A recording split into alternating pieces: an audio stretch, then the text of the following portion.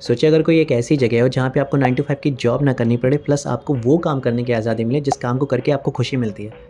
Plus अपने गम को भुलाकर, अपने पास्ट को भुलाकर शांति कैसे पाए ये भी सिखाया जाता हो। और वहाँ पे जेंडर, रिलीजन, कास्ट को इग्नोर करके वहाँ का प्रत्येक व्यक्ति यूनिटी में रहता हो। अब ऐसे शहर को किसी स्वर्ग से कम तो समझेंगे नहीं।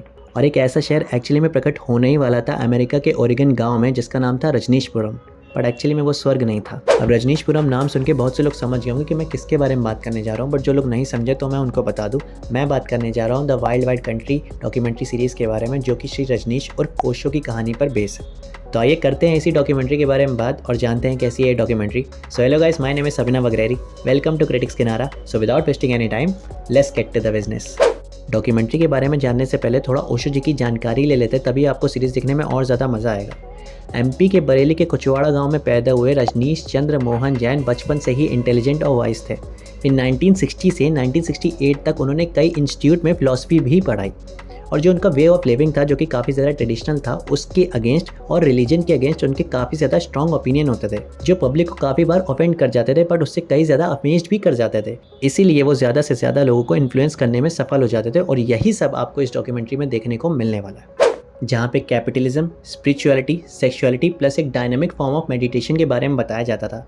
जहाँ पे एक आम मेडिटेशन लंबी गहरी सांस लेकर और आंख बंद करके किया जाता है, वहीं उनके आश्रम में लोगों को तेज कुदाकर, चिल्लाकर और डांस करने का इंस्ट्रक्शन दिया जाता था।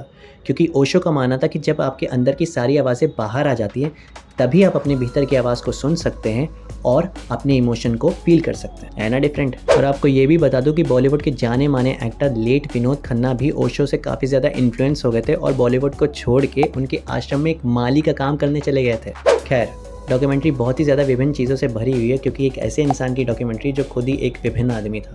क्योंकि उनका थॉट प्रोसेस इतना अलग था जो कि एक आम आदमी का दिमाग घुमा सकता है। और उनकी एक बुक भी आई थी जिसका नाम था, और वो स्पेशली इंडिया में बहुत ज़्यादा फेमस भी हुई थी, reason we all know very well.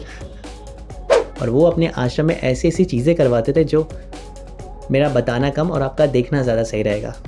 तो ये डॉक्यूमेंट्री पूरे 6 एपिसोड्स की है, जिसका हर एपिसोड ऑलमोस्ट 1 घंटे का है। तो अगर आपको ये डॉक्यूमेंट्री देखने की क्यूरियोसिटी जाग रही है तो ये आपको मिल जाएगी नेटफ्लिक्स में वाइल्ड वाइल्ड कंट्री के नाम से। तो अगर आपने ये डॉक्यूमेंट्री देख ली है तो प्लीज़ मुझे कमेंट करके ज़रूर बताएं कि आपकी क्या राय है ओशो जी के बारे में। तो बस आज के लिए इतना ही, मिलते हैं अगली वीडियो में। Till then, bye bye and take care. Doesn't make you a bad person.